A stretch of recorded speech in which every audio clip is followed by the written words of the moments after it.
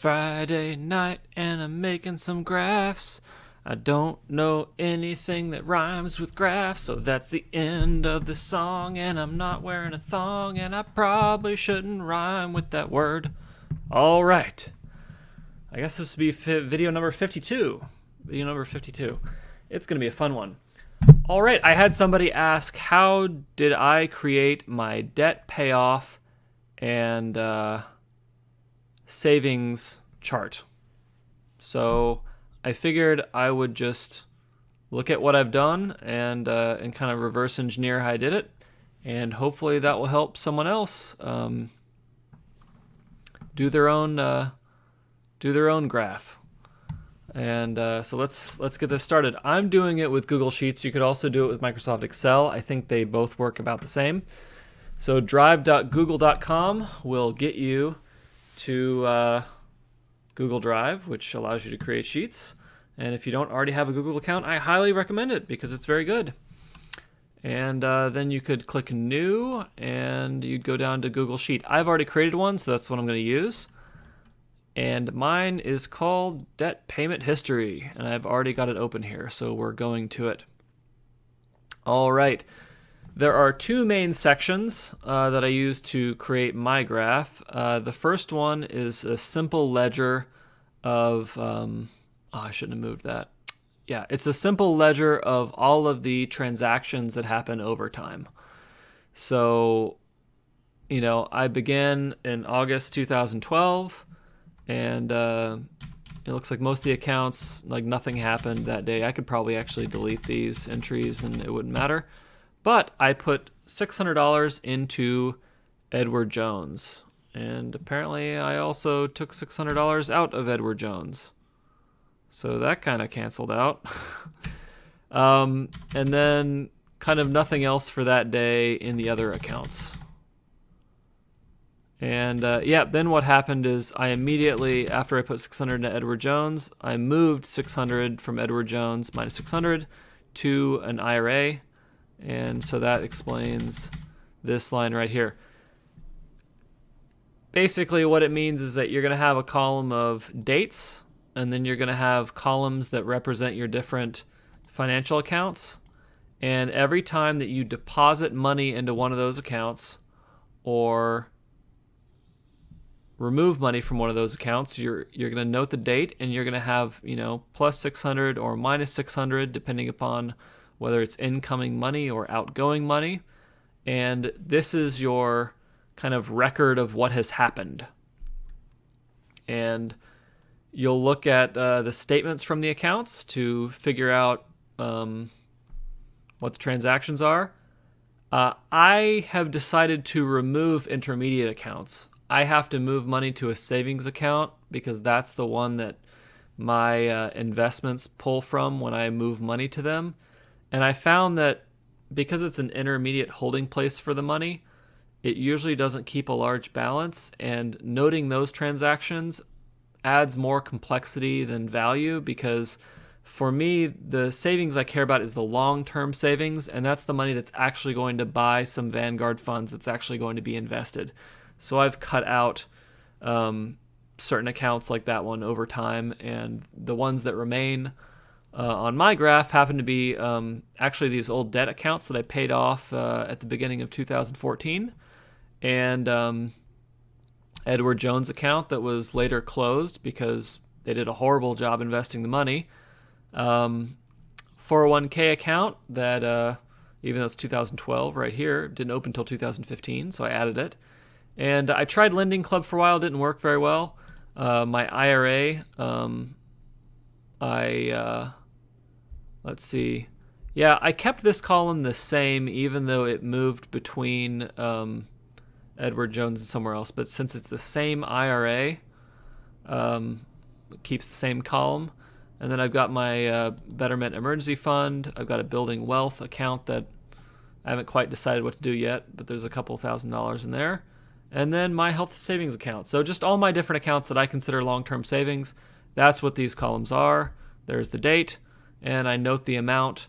I have, for mortgage principal pay down, I consider that savings because I think technically I could sell the property and get that money back. So I've got entries for that over time. And you can see diligently year after year, I just keep noting these transactions. And if you update this quarterly, it's really not that big of a deal because, at least for me, generally speaking, there's only like 2 big savings events per month. So that's like 6 transactions in a quarter.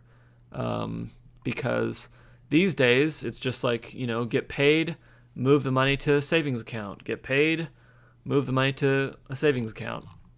So it's not really too complicated.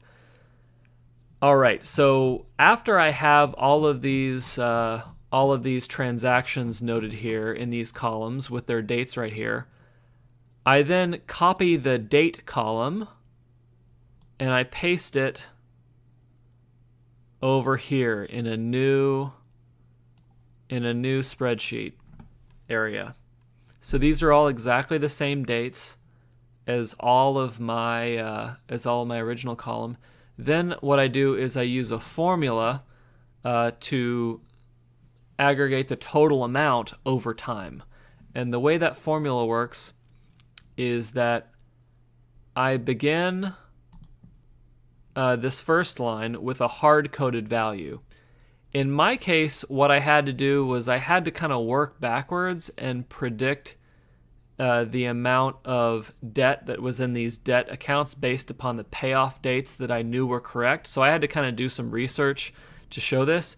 If you know what your account balances are in these debt accounts right now, that's cool. You can just, put the date down and list what the account balance is, and it'll operate smoothly.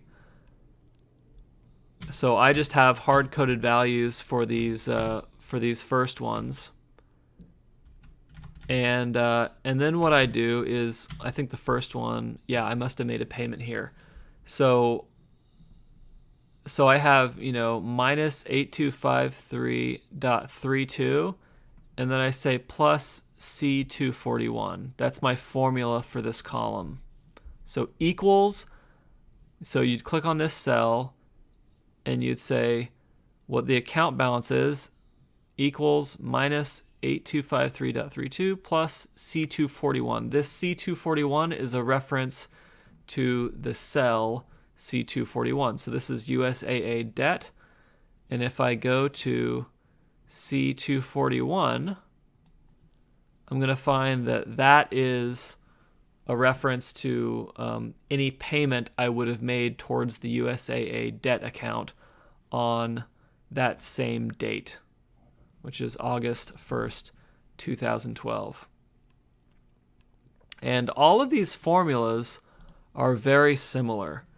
All I'm doing is I'm saying equals and then the current balance of the account, and then I'm saying plus the cell value that corresponds to the column in the first cell in the other spreadsheet where I'm noting the transactions for that account. And the cool thing about doing it this way is that after you've done a single column where you have the cell reference that you're adding to that's going to impact that number, then to form the rest, after you've pasted this date row, to form the rest of these aggregated account values, you can hold down, so press on this cell, for example, of the first column, and then I can go across here to the last one, hold down the shift key, press that cell, that's going to highlight the row, make sure I've captured all of the different columns, which I have here. And then if I drag down from this corner, it's going to fill in all of these aggregate values. It's going to automatically compute what the new aggregate values are below that for all of these new entries.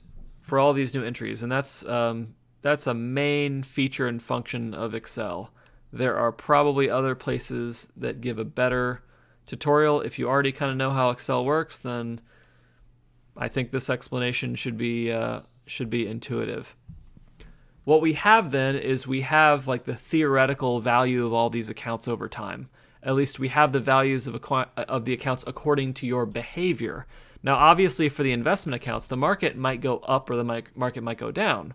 So for the retirement account, the true value of the account is not simply the aggregate of my deposits, it's whatever the market was doing plus my deposits. But what I'm aiming for in this graph is just to know what has my behavior been. That's my focus here. All right, so after we've formed these aggregated values for the accounts, then we can highlight this kind of date header and move over here and highlight, I'm holding shift down to highlight that block. And then I can scroll down and I'm just holding down shift and clicking. And now I'm just highlighting the entire giant block of values. So now we have the entire giant block of values highlighted. And then I can click up here on the chart function. And we're going to look on the right now. And specifically the type of chart this is going to be the stacked area chart. So I click on that and it pretty much does everything I need at that point. So there's not a whole lot more I need to do after I click that stacked area chart button. And now I have kind of this pretty mountain that I can look at over time. I will say that the order of the columns matters. So it's not a coincidence that my debt columns are the first columns I have, and then my mortgage payoff, which is ended, is the next column, and then the more active accounts happen on the right. And the most active account right now for me is this safety net fund, because that's where I'm kind of building up investment money waiting for some activity. If you pay attention to kind of putting your most negative accounts first and then your most active positive accounts to the right, then you'll end up with a prettier chart. Certain column orderings, you end up with a very ugly chart. And the way that my chart looks good is by paying attention and reordering these columns when I'm not happy with it. So yeah, that's it. That's the entire tutorial. And maybe I should redo it without using my actual financial numbers, but this is faster, so it's what I'm doing. Good luck, and I hope to see your own interesting charts over time. Have a good night. Why did I click the chart button? I'm trying to end this recording.